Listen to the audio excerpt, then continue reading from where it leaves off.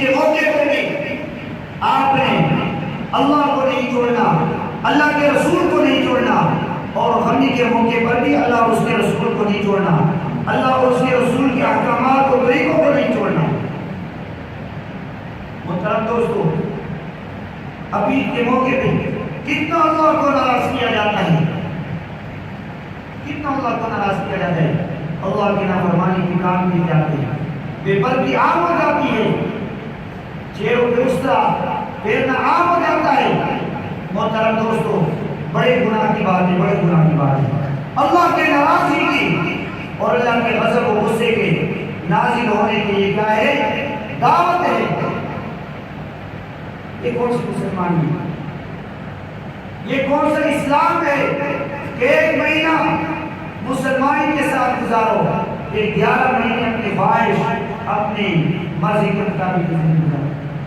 یہ تو مومن مسلمان کی شادی ہے۔ تو محترم دوستو، اگر کامیابی ہم چاہتے ہیں اور اللہ کے رحمتوں برکتوں کو ہم چاہتے ہیں، تو پھر دین اسلام کے دامن کو اور دین اسلام کے جھنڈے کو مضبوطی سے پکڑنا ہوگا، شریعت کے احکام کے مطابق زندگی گزارنی ہوگی، رسول اللہ صلی اللہ علیہ وسلم کے طریقوں کے مطابق زندگی گزارنی ہوگی۔ محترم دوستو، ہمیں آپ کو کیا معلوم کہ رسول اللہ صلی اللہ علیہ وسلم کے سنت طریقے کا اللہ کیا کتنا قدر و قیمت ہے۔ وہ تو صحابہ جانتے تھے کہ نبی کریم صلی اللہ علیہ وسلم کی ایک سنت پہ جان دینے کے لیے وہ تیار تھے، ایک سنت پہ جان دیتے تھے۔ اور میں اور آپ اللہ کے فرائض کو، احکامات کو چھوڑ رہے ہیں۔ ادھر صحابہ کی حالت تھی، اولیاء اللہ کی حالت تھی کہ وہ نبی کی سنت کو چھوڑنے کے لیے تیار نہیں، اور میں اور آپ اللہ کے بڑے بڑے احکامات کو چھوڑنے کے لیے کیا ہے؟ تیار ہو گئے۔ اور جرت کی بات یہ ہے کہ ہم گناہ کرتے ہیں، ہم گناہ کو گناہ ہی محسوس نہیں کرتے ہیں۔ بڑے جرت کی بات یہ ہے، داڑھی مڈانا کبیرہ گناہ ہے، کبیرہ گناہ ہے،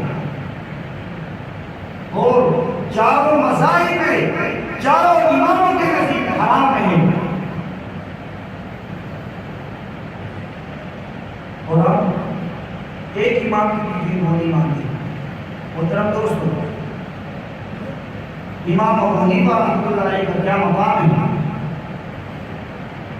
حضرت امام مالک رحمۃ اللہ علیہ فرماتے ہیں کہ حضرت امام ابو حنیفہ رحمۃ اللہ علیہ اگر کسی ستون کے بارے میں دلائل دینے لگے اور اس ستون کو سونے کا ثابت کرنے لگے تو وہ اس ستون کو سونے کا ثابت کر سکتا ہے۔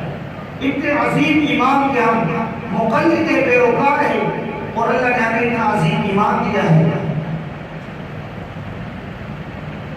ان کے فقہ کے مطابق ہم یہ زندگی گزارتے ہیں۔ نبی کریم صلی اللہ علیہ وسلم یہ سے بڑی ہستی، نبیوں کے سردار، اماموں کے سردار، اولیاء اللہ کے سردار، فرشتوں کے سردار، بور و بر، شمس و قمر اور ساری کائنات میں جس کی راہ ہے، اور اگر وہ سورج کی طرح چاند کی طرف اشارہ کرتے ہیں، چاند کی طرف ٹکڑے ہو جاتا ہے، اور اپنے مٹھی میں کنکری کی طرف اشارہ کرتے ہیں تو کنکری بھی، پتھر بھی آپ کے لیے رسالت کی گواہی دے۔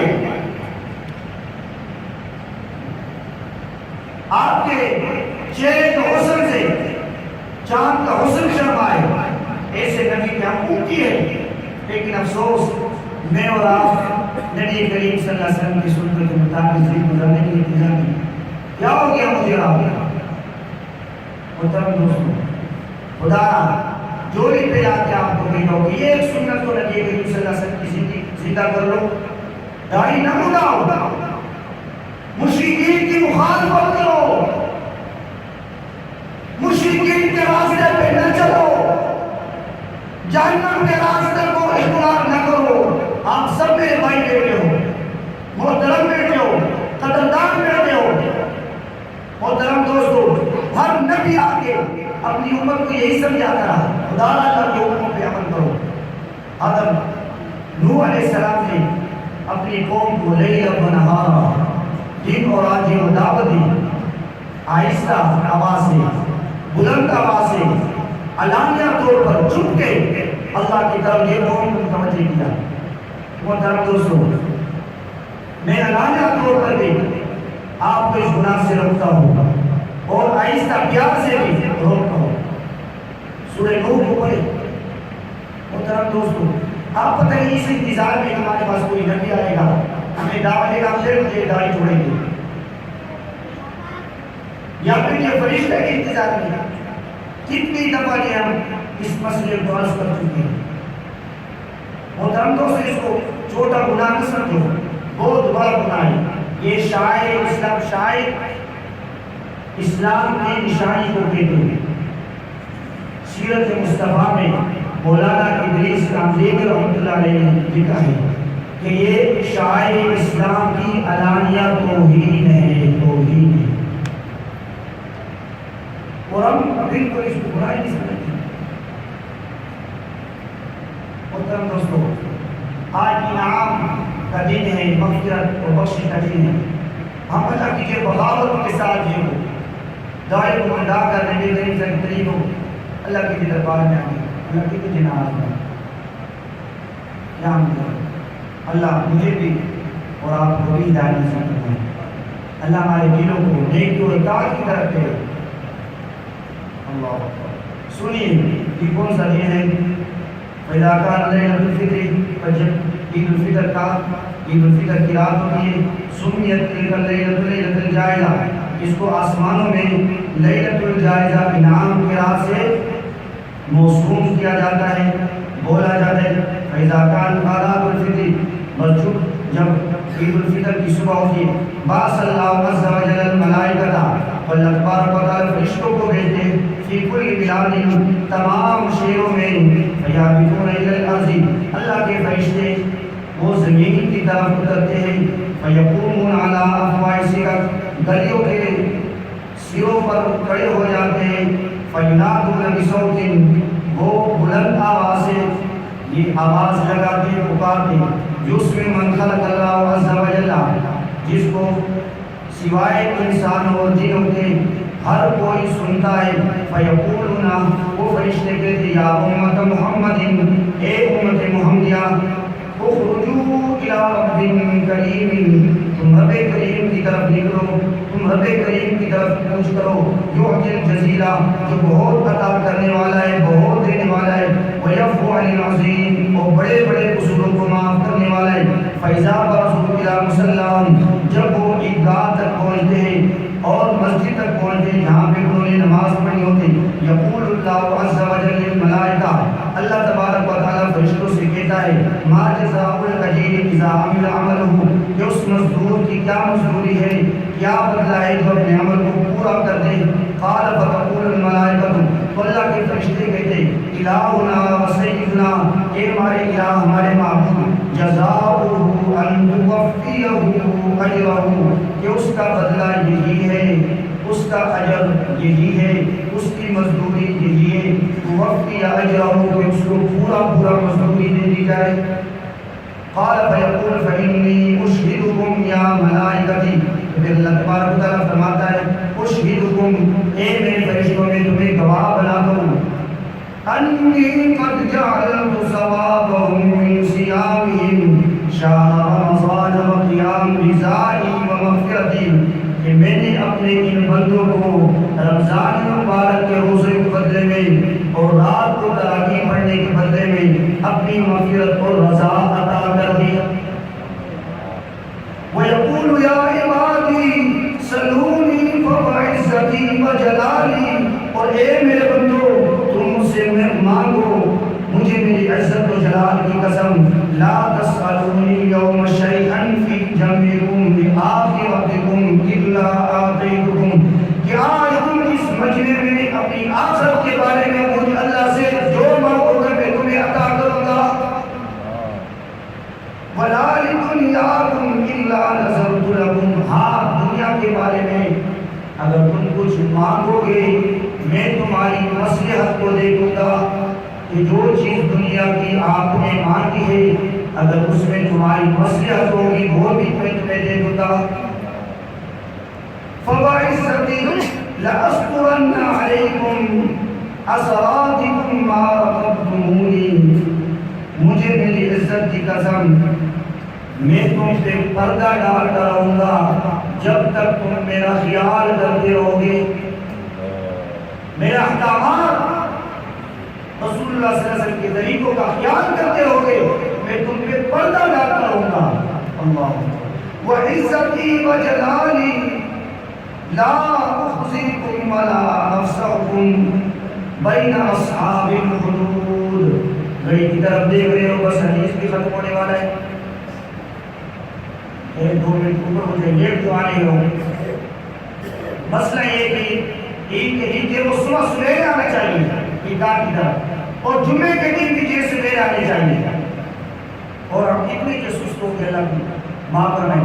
جب دنیا کو کوئی کام آتا ہے نا تو پھر صبح سویرے سویرے کے وہ دوڑتے ہیں منڈیوں کی طرف سویرے سویرے کے دوڑتے ہیں مارکیٹ کی پہاڑیوں کی طرف سویرے دوڑتے ہیں اور کوئی ڈرائیور ہوتے ہیں تو صبح سویرے سویرے اپنے ڈیوٹی کے وہ سر انجام دینے کے لیے گاڑی کی طرف دوڑتا ہے. اللہ اکبر. لیکن میرے اور آپ کے دل میں دین کی کوئی قدر نہیں ناراض نہیں ہونا کوئی جو قدر نہیں بالکل اللہ کے ساتھ محبت نہیں. حالانکہ مومن کیا ہے یہ مومن کی سب سے زیادہ محبت اللہ اور اس کے رسول سے ہوتی ہے. یہ مومن کی شان ہے. تو اس سے معلوم ہوا کہ میرے اور آپ کے دل میں اللہ کی محبت اور اس کے رسول کی محبت ہے کامل درجے کے مطابق نہیں پائی جاتی. اور دوسری جگہ کیا ہے قل ان کنتم تحبون اللہ فاتبعونی یحببکم اللہ. اے میرے پیارے ان اپنی انگلیوں سے کہہ دو اگر تم اللہ کے ساتھ محبت کرنا چاہتے ہو تو پھر ان کو یہ بتا دو فاتبعونی یحببکم اللہ. پھر مجھ محمد صلی اللہ علیہ وسلم کی پیروی کرو اتباع کرو سنتوں کے مطابق زندگی گزارو یحببکم اللہ. اللہ تم سے محبت کرنے لگے گا. لیکن میرے آپ کے دل میں رسول اللہ صلی اللہ علیہ وسلم کے طریقوں کی کوئی اہمیت نہیں. ہاں اہل مغرب اور شیطانی کے وہ طریقوں کے ساتھ ہم پھر بڑی ضرورت لگی کرتے ناراض نہیں ہونا. ہاں میرے جو دوستوں یہ ویسے جو وہ آپ لوگوں تاکہ ہمارے دل پہ بات لگے. ہم اتنے جو ڈیل ہو چکے اتنے ڈیل ہو چکے ایک کہاں سے مسئلہ سنتے دوسرے سے جو نکالتے. صحابہ کی یہ شان تھی سمیعنا وأطعنا جو بات سنتے فوراً اطاعت کرتے. سمیعنا وأطعنا یہ ان کا نعرہ تھا. آپ صلی اللہ علیہ وسلم حکم فرماتے آپ صلی اللہ علیہ وسلم سے کوئی بات سنتے یہ ہو ہی نہیں سکتا تھا کہ صاحب کے رسول اس پہ عمل نہ کرتا. ایسے جذبے تھے. اللہ بس یہ بات ختم کرنے والا. تو اللہ فرماتے مجھے میری عزت و جلال کی قسم کہ میں آج تمہیں دشمنوں کے سامنے کافروں کے سامنے رسوا نہیں کروں گا. وَانْصَرِفُوا مَغْفُورًا لَكُمْ. تم اس حال میں اپنے گھروں کی طرف لوٹ جاؤ کہ میں نے تمہاری مغفرت کر دی ہے. محترم دوستو یہ جو رات گزری ہے اس کو لیلۃ الجائزہ کہا جاتا ہے انعام کی رات. اس رات اللہ تبارک و تعالیٰ اپنے بندوں کو انعام دے دی اس کی مغفرت اور عذاب دی اور اس دن کو بھی انعام دے دی. اللہ ان کو بخشے بخشائے اپنے گھروں کی طرف لوٹا دے. لیکن یہ بھی حدیث آپ نے سنی کہ جب تک تم میرا خیال رکھتے رہو گے میں تم پہ اپنی ستاری کی چادر ڈال کروں گا.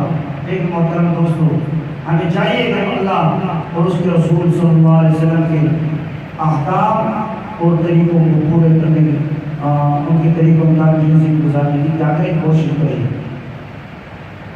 اللہ ہم سب کو جو باتیں کہی گئی ان پہ عمل کرنے کی توفیق نصیب فرمائے. اب انشاءاللہ یہ وہ نماز پڑھی جائے گی تو نماز اس کی سب سے پہلے نیت کی جائے گی. نیت ان الفاظ کے ساتھ ہی وہ کرے کہ میں نیت کرتا ہوں 2 رکعت نماز واجب سمیت 6 زائد تکبیروں کے پیچھے اس امام کے منہ میں رکھا کی طرف اللہ اکبر مقتدی کو اپنے امام کی اطلاع کی بھی نیت کرنی چاہیے. پھر اس کے بعد یہ امام ثنا پڑھے گا, آپ لوگ بھی پڑھیں گے. پھر ثنا سبحان اللہم پڑھنے کے بعد یہ 3 تکبیریں کی جائے گی. اللہ اکبر, ہاتھ قرآن کو بتائی کر کے وہ چھوڑیں گے. پھر دوسری تکبیر اللہ اکبر, پھر آپ چھوڑیں گے. پھر تیسری تکبیر اللہ اکبر. اب ہاتھوں کو جو لٹکانے نہیں بلکہ باندھ لینا. پھر سورہ فاتحہ پڑھی جائے گی, سورت پڑھی جائے گی. پھر رکوع سجدے کی جائے گی. پھر دوسری رکعت جو ہے وہ اس کے لیے کھڑے ہوں گے. پھر امام جو ہے وہ سورہ فاتحہ قرات پڑھے گا. اس کے بعد پھر جو 3 زائد تکبیریں کی جائے گی. اللہ اکبر, ہاتھ اٹھائیں گے کان تک, پھر اللہ اکبر, پھر اللہ اکبر. پھر جو وہ ہاتھ کو جوڑ دیں گے. چوتھی تکبیر جو ہے وہ کیا کریں گے کر کے رکوع کی ترتیب ہو جائے گی. یہ طریقہ نماز کا. اب یہ سب درست فرمائیں. اس کے بعد یہ وہ خطبہ پڑھا جائے گا. خطبے کو سننا یہ بھی ضروری ہے, تو آپ خطبہ سن کر جائیں. سب درست فرمائیں.